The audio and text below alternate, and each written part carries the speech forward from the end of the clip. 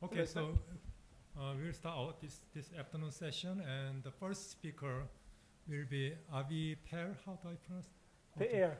Okay, so he's going to talk about broadband quantum technology. Please. Yes. Okay. Thank you. Yeah. Well, we've already heard that you should always start with a joke, but I don't have one. So, but there's something that you should never do, and that is that you should never start with an apology. So I apologize to you for at least because, I mean, most of you are matter guys, and you deal with electrons. And then maybe there's light somewhere to do something to the electrons. But the electrons are, and here we're going to talk, there's not going to be a single electron here. And I'm trying to, well, I'll try to tell you a story that is maybe a little bit more basic, but will have to do with, well, quantum technology, specifically of sensing and communication. I'm not sure we'll cover everything, but especially we're going to talk about bandwidth. So, and really, that's so bandwidth is the one thing that optics does best. Optics allows you huge bandwidths of data, of processing, of whatever that would be. And what are the problems of bringing that into quantum technology, and what we can do in order to overcome this. Okay, so something. The main thing is that most of what people do, you'll hear a lot the word homodyne, and we'll explain what homodyne measurement is and why it is so important. But usually when we talk about homodyne, we talk about measurement of bandwidth of order of 100 megahertz, maybe several hundred, maybe gigahertz. And that means that compared to the optical carrier, this is extremely slow. We have a very fast carrier and a very slow modulation on top of it, at least compared to the carrier frequency. But the point is that it's very easy to generate, for example, broadband squeezed light.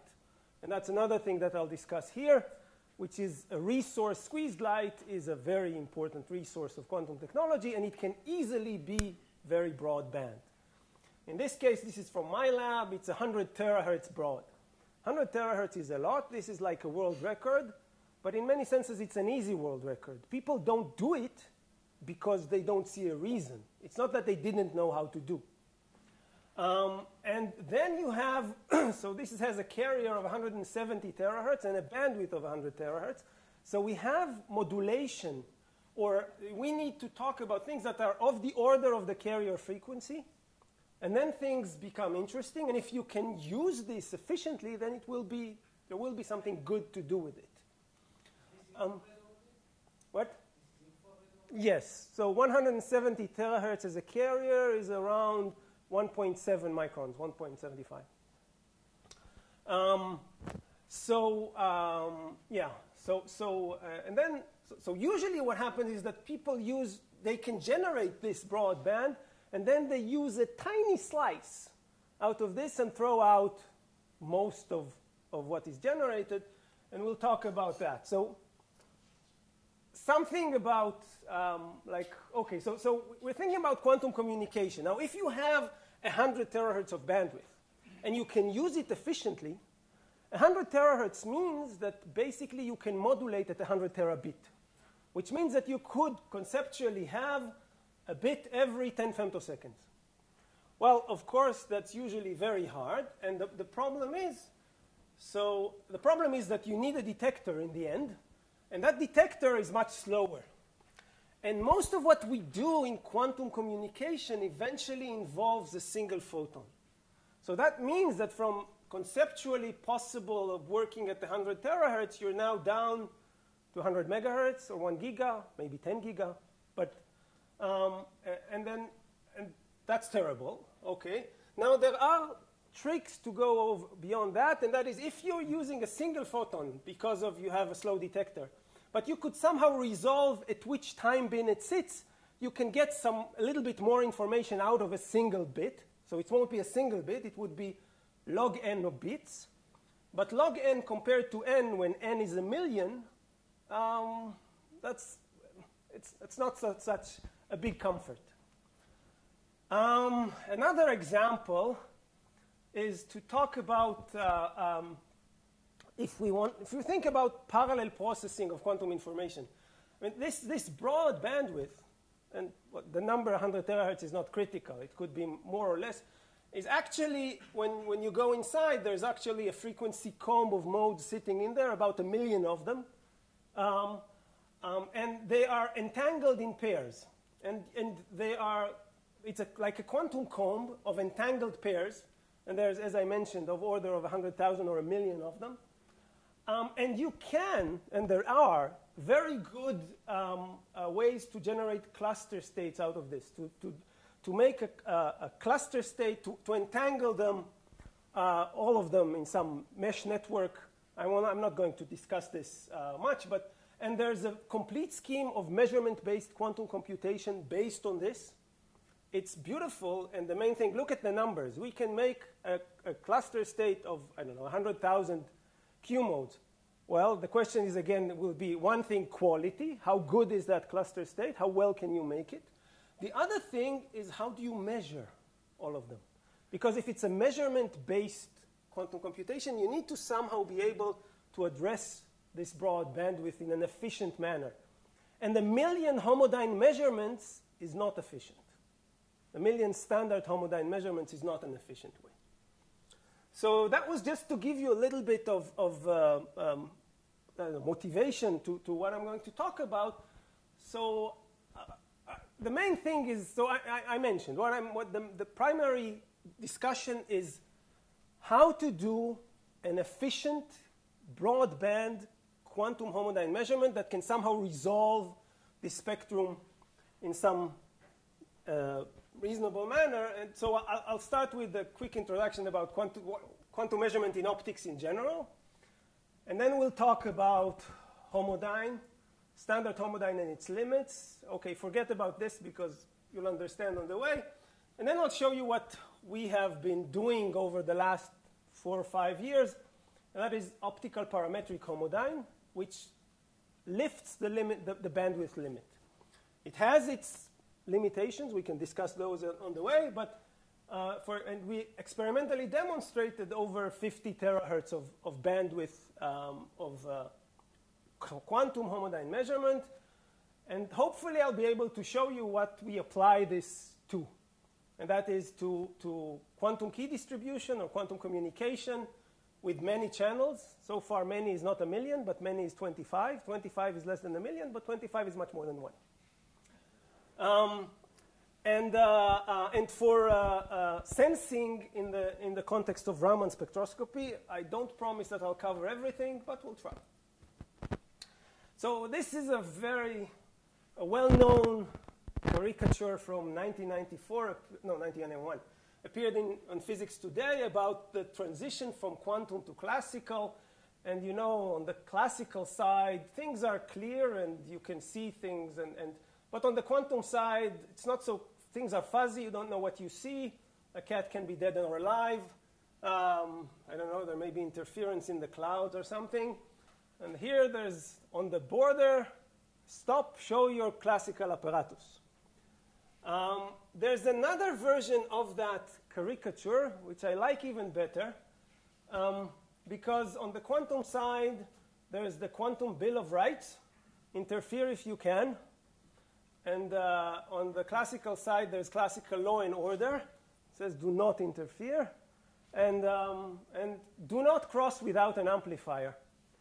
And this amplifier is really the point. So in any quantum measurement, we start with a quantum thing that is feeble and tiny. We want to end up with the classical thing that we measure. And there's going to be an amplifier that will amplify one to the other.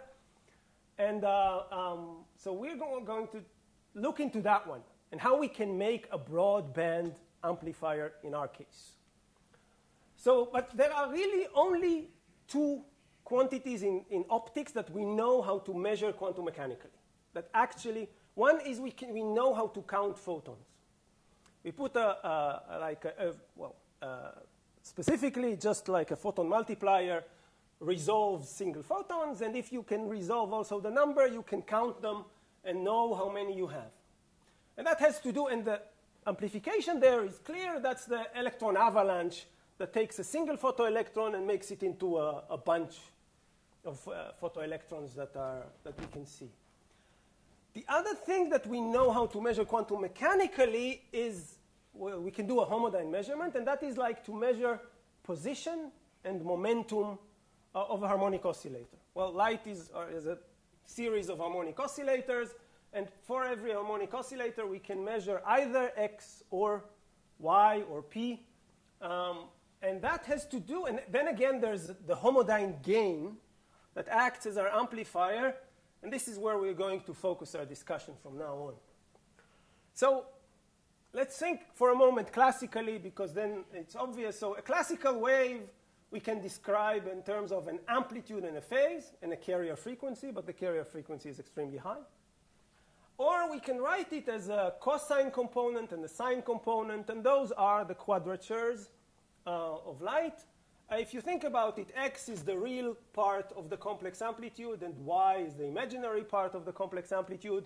And this is actually the phase space of a harmonic oscillator. Indeed, x and y eventually become the position and momentum equivalent of the field. Now, this was a monochromatic field, but it can also be, of course, time dependent. And then the quadratures will depend on time. So they will be, and the question is to be able to measure this in a way that follows. Okay, and as we measure it, since those are the quantum position and momentum, so there's an uncertainty related to them. We cannot measure both of them, but we can squeeze one at the expense of the other. So that was a coherent state, and that would be a coherent squeezed state. And those states are the ones that are of interest in many quantum technology applications, not because they are the most sexy, but because they are the easiest to produce. And they have important quantum properties that we can do. And another important thing is that we can squeeze the vacuum itself. We can generate light that has lower fluctuations in, say, y direction than the vacuum itself, at the expense of more fluctuations along the x. We should be careful about the term squeezed vacuum, because it's not really vacuum. There are photons in it. There are photon pairs, a lot of them in this. So if you look at this picture, it's clear why it's squeezed vacuum. But normally we should remember that it's squeezed vacuum, but it's not vacuum. Okay, so how do we measure a quadrature? And if you think about this, so I want to measure x or y. The main thing is, if I want to measure x, what I would do is I'll take a strong local oscillator, which has a cosine. So there needs to be a phase relation between the local oscillator and whatever I want to measure, and I multiply the two of them and average over at least one period of the optical cycle. And when you do this, of course, the y component will average out to 0, and you'll dig out the x component. And if you want to measure y, okay, just flip the phase of the local oscillator, and you'll measure the y component. We call this a homodyne measurement. You may call this a lock-in amplifier. It's basically the same thing. And this is a coherent measurement. It's a coherent measurement because it relies on phase stability between the local oscillator and the light that we measure. It measures, as we mentioned, one of them. It can measure either the position or the momentum depending on the phase. So this is what I need. I have some input that I want to measure. I have a local oscillator which I can tune its phase.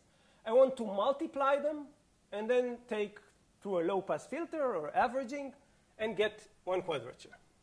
So I want an optical mixer. Now, in radio frequency, well, mixers are simple. Okay, take a mixer. That's what it does. It multiplies fields. But in optics, we don't really have that. So the standard way of standard homodyne to implement a field multiplier is to do the following. Take your input, take your local oscillator, meet them on a beam splitter. When they meet on a beam splitter, it's not mixed yet. You just generated the sum and the difference. So what you have here is the sum of fields and here the difference of them. But when you take the square law in those detectors, you are, the square law detection is where the nonlinearity comes in. So we call them linear detectors, but they are obviously nonlinear because they take the absolute value squared. And the difference between those two is clearly the signal that I want to measure, and that's how we will get one of the quadratures. The problem is indeed here, the detectors. Those detectors, everything happens at the detector. The detector is unfortunately slow, and therefore it can do a few hundred megahertz maybe. The detectors that are sufficiently quiet to do quantum measurement, you have faster detectors, but then they're noisy and it's not easy to do. But I'll give you a 10 gigahertz detector if you want. Still, it doesn't compare to the 100 terahertz that we can have.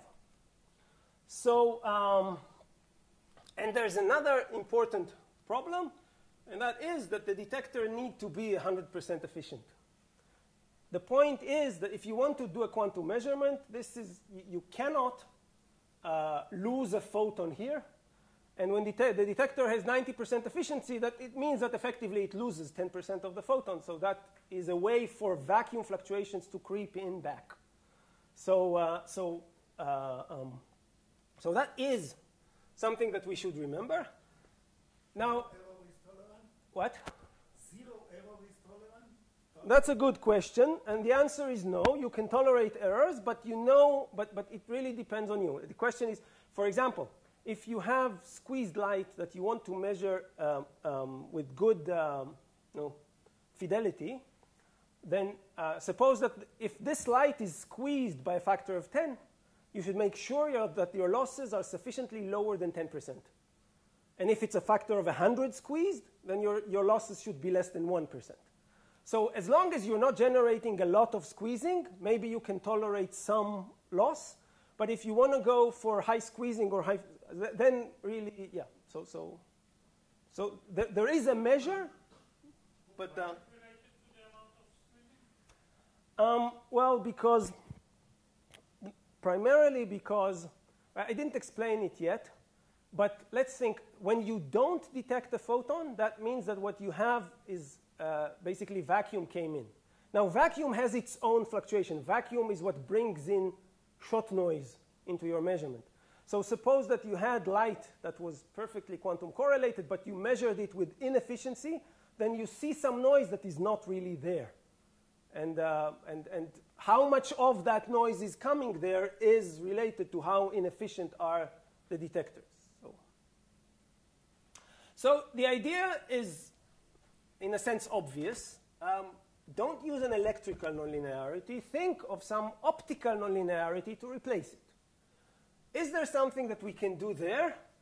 And here, I want to say something. So everything has to do, so far, in quantum optics, the beam splitter is the guiding star. The quantum properties of the beam splitter are extremely important. And, you know, a beam splitter has two inputs, A, two outputs, B, and, well, it's a passive beam splitter, so the total number of photons is conserved on the output and the input. And there's a reflection coefficient and a transmission coefficient that mix them. And, of course, the total R squared plus T squared is 1, so you can replace this by a mixing angle, theta, where R is cosine theta. And so all of that are things that probably you know very, very well. But I want to talk to you, and this is called SU2. Now, those of you who know group theory, I'm glad for you, I don't. But in the group SU2 describes this symmetry. So when the total number of photons is preserved, and then there's another one. There's another device. That is the parametric amplifier. It also has two modes of input and two modes of output. And But what it does is that it generates pairs of photons or kills them. It can do either. So there's something to control that. And it will either generate photons in pairs or kill them in pairs. So if you do that, then that means that the total photon number is not conserved. You can either generate more or kill some of them. But the photon number difference is conserved because whenever you put a photon on the signal, you put one on the idler. So there is some similarity between those two. And when you describe it, it is described by a Bogoliogov transformation where you have a parametric gain. And there is some similarity between those two guys. And, of course, the hyperbolic functions, they have another similarity to this. So this is our tool. This is the amplifier. And I'll explain why and what is important. The one thing that is not obvious from this description is the fact that this amplifier amplifies one quadrature. It takes X and amplifies it at the expense of reducing Y. So the way that we generate squeezed light is by passing vacuum through this. And then so what is this? This optical parametric amplifier, what is this? It's a nonlinear wave mixer. And in our case, we do this either by 4-wave mixing or 3-wave mixing. We have a very strong pump. So those are strong classical light sources that generate a nonlinear mixing in the medium, which causes the emission of a pair of photons. Indeed, the total energy is conserved. So the frequency sum of those signal and idler is equal to the pump. And in our case, it's very easy to generate not just one pair of frequencies, but many of them. What you see here is the pump in the middle, and then a band of signal photons. Sorry, in this case, that would be idler. Well, it depends on what the name. But one side is a signal, the other one is an idler. There should be symmetry here, but we are experimentalists, so we show things in wavelength and not in frequency. And if you move it to frequency, it becomes symmetric. So now let's go back to the question of bandwidth. So I'm talking about, so if we think about a field, we just mentioned it classically. If I think about a field, then I want to think about a complex amplitude, and this complex amplitude may change in time.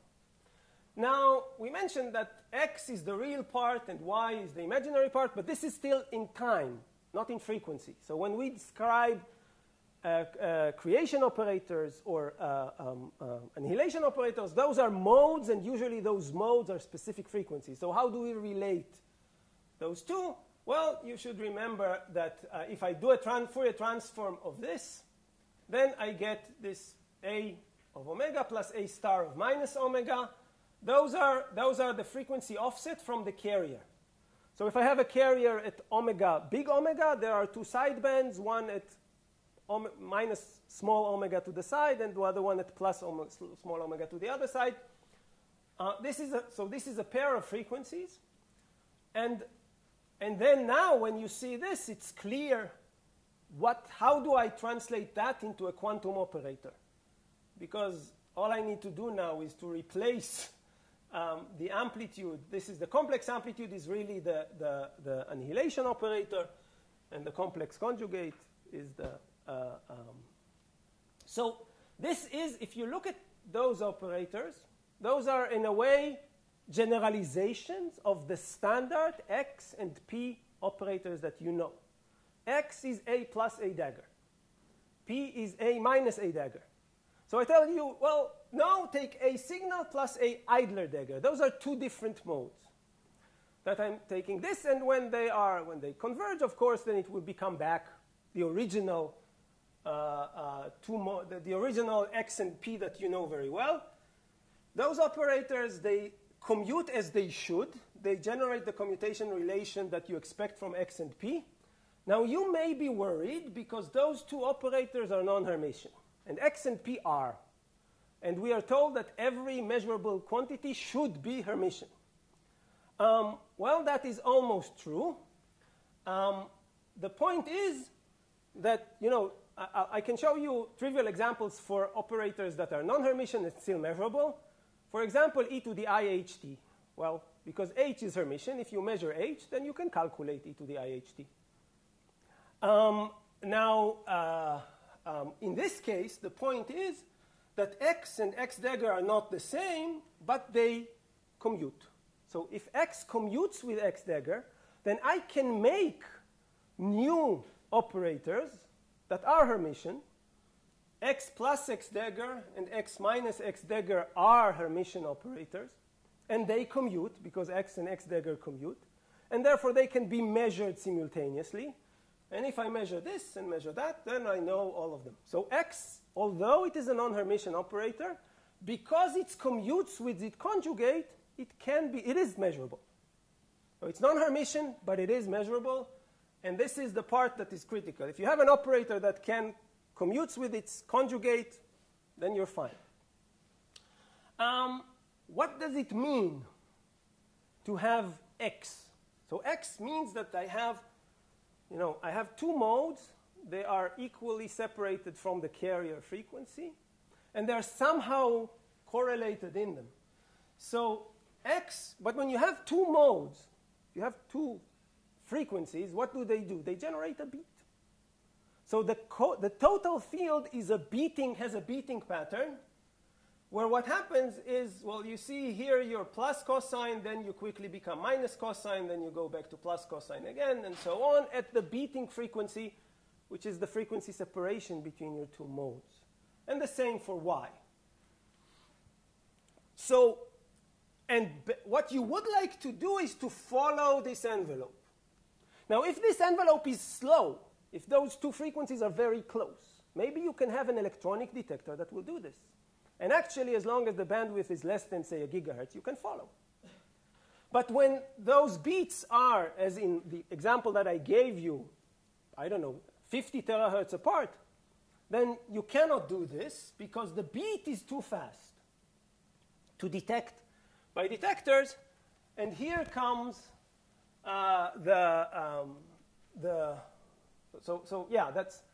But what I do want to stress in a way is to make you see that if I have this signal and in idler, no matter how far those two frequencies are, then the following thing happens. I look at the carrier frame. So here at the carrier frame, so I'm sitting at the rotating wave, at the rotating frame that rotates at the carrier frequency. In that frame, the signal is rotating a little bit faster. So it is running forward. And the idler is rotating slower, so it is running backwards. But their sum is constantly on the real axis. So in that sense, two-mode squeezed light is exactly like a single-mode squeezed light. There's no difference. It's a single quadrature that is squeezed. But as we mentioned, it's too fast to detect. So what people do today to measure those correlations of two frequencies that are too far apart from each other, what they do today is to use two local oscillators and to measure the correlations between them. None of those measurements, so you take a local oscillator here and another one there, and you do a measurement. But there's a simpler, much easier way to go into this, and that is to use a parametric amplifier. And the point is that parametric amplifier just amplifies one component. Parametric amplifier is a quadrature amplifier. It's exactly what you need. And then it will amplify whatever is in there. It will amplify one quadrature, de-amplify the other, and now measure. This is your measurement amplifier that will do this in the optical domain. So you can do the measurement gain already optically. And then, so that's the experiment that we had. The light was, as I mentioned, about 50 terahertz wide, and the signal and the idler were about 100 terahertz from each other. So there's no way to measure this in the standard way. So what did we do? Well, we had a parametric amplifier. Why? To generate squeezed light. And then, so here we have those lines are squeezed light, and then we want to measure them. So we put them in another parametric amplifier, and we vary the phase of the pump to choose which quadrature we want to amplify, and then just measure the light intensity. this light intensity comes from primarily one quadrature, the one that you're interested in. And this is very much, this is an interferometer, but it's a different kind of an interferometer. You're used to interferometers with beam splitters here, and here instead of beam splitter we have the parametric amplifiers. One generates the squeezing, the other one measures it. If we look at the, okay,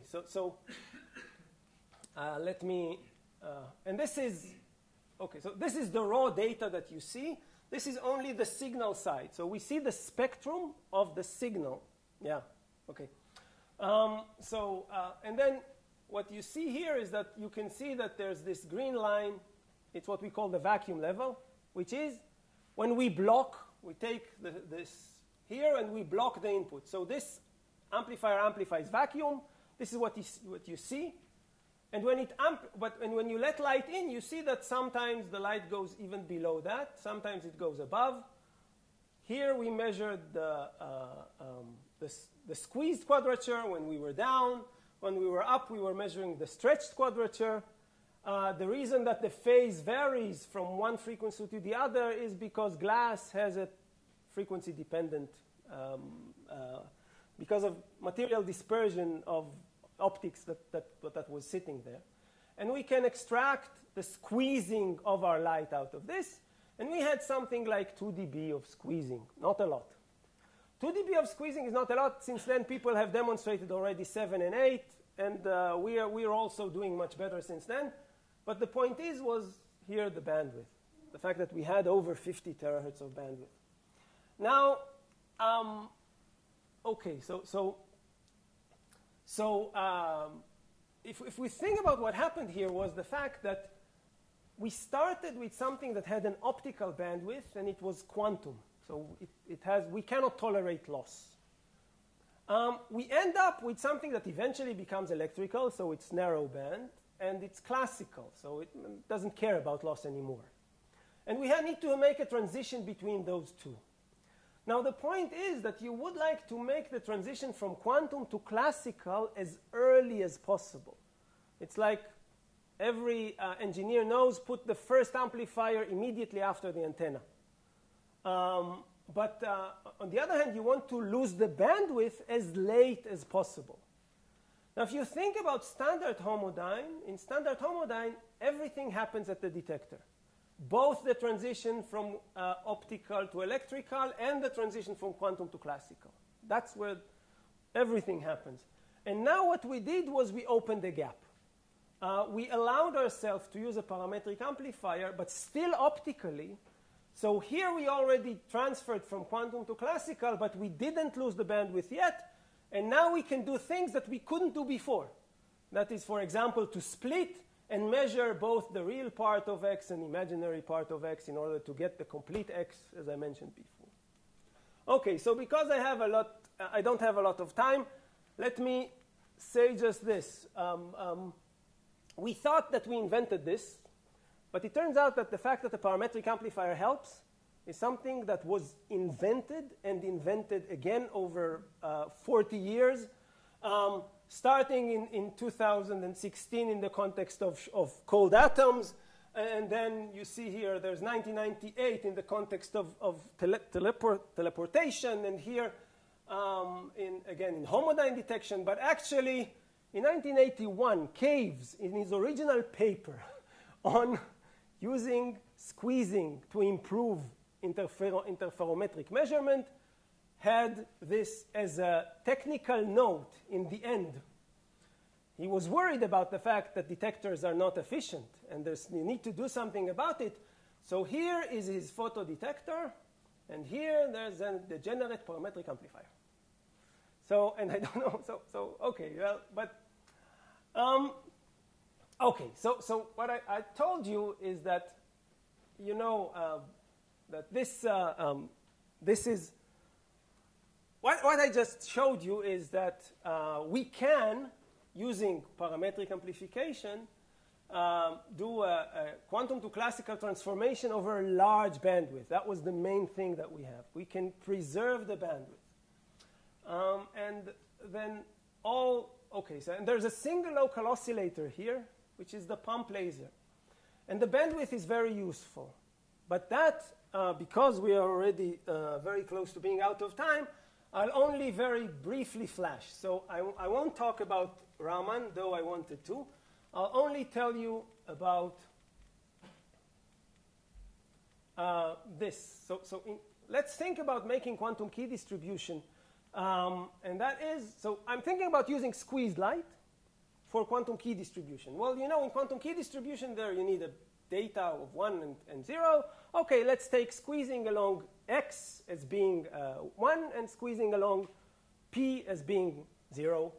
But you need another basis, which is the mutually unbiased basis. And that is, let's do that the same thing at 45 degrees. So either this or that.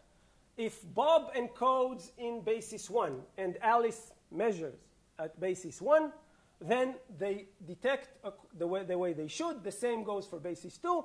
But if Bob encodes in basis 1 and Alice measures in basis 2, then it's a problem. Now, and I just showed you how to measure those quadrature. So if Bob encodes, that means he squeezes. And he chooses his squeezing angle to decide whether he squeezes at plus minus or 0.90 or at plus minus 45. And when Alice measures, she wants to measure a quadrature, and she also needs to set her parametric amplifier according to the right angle. And now I just told you how we can do this in a frequency resolved way. So I don't know how to do modulation at a frequency of 100 terahertz or 10 terahertz. But I do know how to make phase variations across the spectrum. So I'll open the spectrum and then encode each frequency independently. And then I encode, as I'll show you in a moment, 25 channels instead of just one over a single source, because it's a broadband source. And then what Bob will do to measure, he will decode each one of them. And this is something that can be done. And this is indeed, so those are the results. And here you see channels that show 0, channels that show 1, and channels that we don't know what they show because they're in the wrong basis. And when we flip the basis, it becomes clear what we measure. Okay, so there's a lot more to say, but I flashed the conclusions again. And because we are late, so I'll say thank you, though. I had many collaborators. I won't mention all of them. And this is my group, and thank you for listening to me. Thank you very much. Yes, question? Let me start. Yes. Your measurement technique is based on very slowly varying envelope approximations in some sense. So the sideband shouldn't be too far away from the carrier frequency, and then you are saying broadband. Okay. So there are two things. There's the slow varying amplitude, and then there's the slow varying amplitude approximation. Mm-hmm. I did not take the slow varying amplitude approximation. I do move to the frame, to the rotating frame, but just to say, look, I look at the field as a complex amplitude times a carrier. Just doing this does not approximate yet anything. There's no approximation in there. So in that sense, now the complex quadratures, those two-mode quadratures that I mentioned, A signal plus A idler dagger, they're correct independent of there's no approximation in that expression. So when we say the slow varying amplitude approximation, then that means that we throw away some fast rotating terms. But I didn't do that here. There's none. But when you use the oscillator, and then you have taken one period to average things, and I agree. So you need to be reasonably smaller than the carrier. So, but in a sense, if your carrier is 170 terahertz and your sidebands are plus minus 50, well, physically that's still small.